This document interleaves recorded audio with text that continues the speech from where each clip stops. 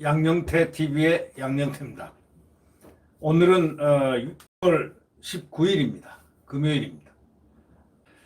오늘은 이 쭉 사설을 보고 뉴스를 이렇게 신문을 보다가 새벽에 다 대북 문제로 포커스가 맞춰져 있다는 것을 알고 깜짝 놀랐습니다. 이 왜 대북 문제냐? 그만큼 중요하기 때문입니다. 이 대북 문제들도 전부 다 그렇다면 앞으로 이렇게 당했다. 대통령은 어떡할 것인데? 라는 의문을 지금 다 던지고 있습니다. 오늘 조선일보 사설자에는 이런 질문이 나와 있습니다. 제목이 북한이 이런 집단인 줄 지금 안 사람들이 나라를 떠맡은 건가? 이런 제하의 글입니다. 저희가 이걸 같이 공유하면서 한번 느껴보도록 하겠습니다.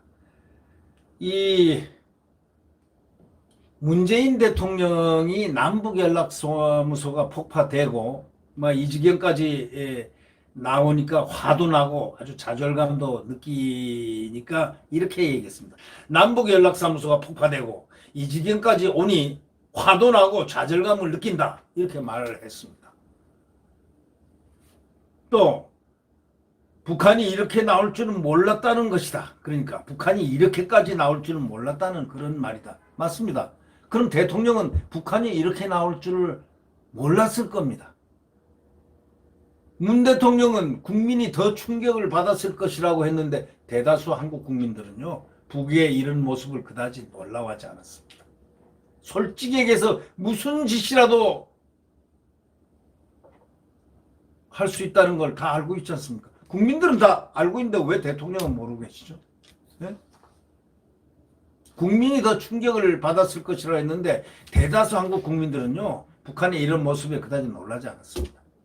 왜 안 놀랐겠습니까? 학습이 다 돼 있기 때문입니다. 아니, 얼마 전에도 금강산, 낡은 그 금강산, 다 건물 너희들 와서 파가 안 해.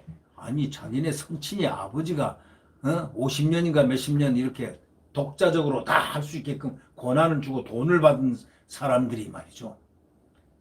그 아들이 그렇게 얘기를 한다.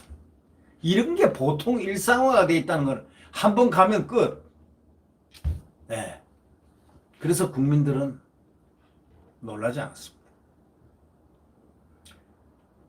청와대 국정상황실장을 보낸 윤건영 의원도 북한도 정상국가라면 기본을 지켜달라 했습니다. 대통령 최측근입니다. 윤 의원은 18년 3월 대북 특사로 평양까지 다녀오고 세 차례 남북 정상회담에 대통령을 보좌한 사람입니다. 이런 사람이 북을 정말로 정상국가로 알고 있었다는 겁니까? 인간으로서 누릴 주민의 기본권 자체를 말살하고 권력을 세습화하고 공개 처형을 밥 먹듯 하고 정치범 수용소를 운영하고 위조 지폐와 마약을 거래하고, 네? 또 국제공항에서 화학무기로 사람을 암살하고 누구를 암살해요? 김정철 아닙니까? 누구죠? 제일 큰아들. 심지어는 우리 영토 민간인들을 향해서 포격을 한 영토 안에 있는 연평도 포격하고 하는 그런 집단인데 그게 정상국가입니까? 그걸 정상국가로 보았다는 자체가 좀 문제 아닙니까? 속자고 작정을 했습니까? 바로 그것을 지적을 하고 있는 것입니다. 이 조선일보 사설이 말이죠. 속자고 작정을 했나? 이런 얘기입니다. 생각해 보시오. 청와대 대변인이 그랬잖아요. 북한이 대북 특사 파견 제의를 일방적으로 이름까지 딱 공개한 것은 전례 없는 비상식적 행위라고 비판했습니다. 아니, 북한이 비상식적 행위 그 이상이죠. 특사 제안 공개가 처음인 양 말했지만 사실은요, 쟤네들은 지 맘대로 합니다. 북한은 작년 11월 달에도 정부가 김정은을 부산 아세안 정상회담에 초청했지 않습니까? 위원장이 못 오시면 특사라도 보내달라고 간절하게 간청했지 않습니까? 그게 다 간절하게 간청했다는 게 언론에 나왔잖아요. 이명박 정부 때는요, 남북 베이징 비밀 접촉을 까발렸지 않습니까? 남과 북이 베이징에서 서로 비밀로 접촉을 했지 않냐 하면서 까발리면서 남측이 천안함 사과와 정상회담 개최를 애걸하며 돈봉투까지 내밀었다 이렇게 주장했지 않습니까? 북한은 이런 몰상식과 소위 외교적인 무례 또는 외교적으로 있을 수 없는 상식을 뛰어넘는 그런 못된 행위를 서슴지 않고 많이 해치는 국가란 걸, 그 체제란 걸, 그거 아직까지 몰랐다면 그거는 아니죠. 이 조선일보 사설에서 참 좋은 지적을 해놨습니다. 북한은 대한민국을 마치 ATM, 현금 인출기로 취급하거나 미국을 움직이는데 필요한 지렛대, 레버리지로 써먹어 왔습니다. 여태까지. 그렇게 지적하고 있습니다. 맞습니다. 2000년 6월 그 남북 첫 정상회담이 하루 연기된 것은 정상회담 뒷돈으로 약속했던 4억 5천만 달러가 기일 내에 입금이 안 됐기 때문이라고 한다는 사실을 적시하고 있습니다. 얼마나 기가 막힙니까? 정상회담 뒷돈으로 약속했던 4억 5천만 달러가 기일 내에 입금이 되지 않았기 때문이라는 거 아닙니까? 북한은 5년 임기 한국 정권이 이용 가치가 있다고 판단될 때까지만 대화 접촉을 이어가는 한국 정치에 대해서는 너무 빤하게 알고 있습니다. 환하게 알고 있습니다. 예상하고. 왜? 거기에 빨대를 꼽아 있으니까 말이죠. 빨대. 그러니까 더 이상 빨아먹을 단물이 없으면 등을 돌리고 그런다. 이 사설자의 지적은 너무나 옳은 사설자의 지적입니다. 이런 식으로 지금 하기 때문에 대북 제재를 한 겁니다. 마지막에 가서 손들어라. 너희들 핵 만들지 말고 같이 체제를 유지하면서 유엔에서 해줬잖아요. 미국에서 너희 체제 그대로 김씨 체제 그대로 체제를 가지면서 그 대신 인민들을 먹여 살리고 잘 살도록 만들어라. 그리고 경제 부흥을 해라. 중국처럼 배불리 먹고 살 수 있도록 그렇게 해라. 중국이 과거에 기아선상에서 헤매었는데 지금은 먹고 살지 않느냐.